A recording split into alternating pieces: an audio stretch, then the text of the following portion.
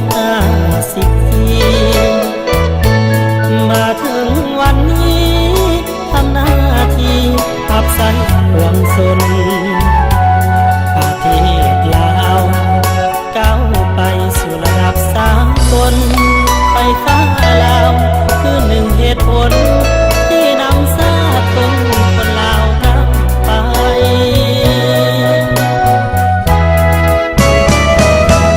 ไฟฟ้าลาวเดี๋ยวนี้นับวันก้าวใหญ่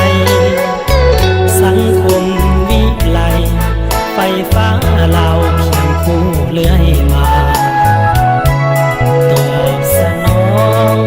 บริการเพื่อปวงประชาขอบเขตอาเซียนนี่นาไฟฟ้าลาวหนึ่งความภูมิใจรัฐวิสาหกิจเป็นหนึ่ง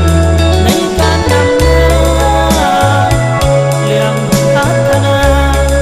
หักประกันก้าวทันสมัยได้เป็นแบบอย่างตามแนวทางพักสีสองสายเพื่อความศรีวิไลก้าวไปไฟฟ้าลาว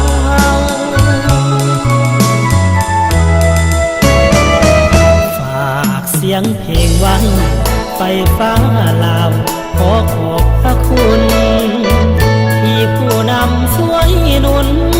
ภูมิสู่ตลอดเรื่อยมาขอให้ทุกท่านผู้นำลาวสุดซึ้งชีวาจงมีความสุขเรื่อยมาจากใจไฟฟ้าลาวขออวยพร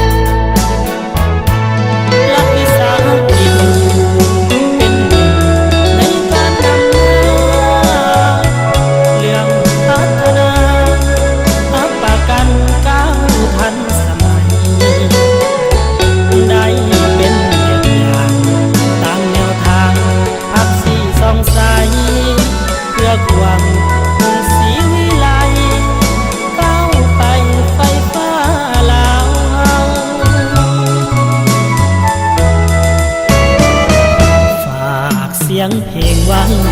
ไฟฟ้าลาวขอขอบพระคุณที่ผู้นำช่วยหนุนภูมิสู่ตลอดเรื่อยมาขอให้ทุกท่านผู้นำลาวสุดซึ้งชีวา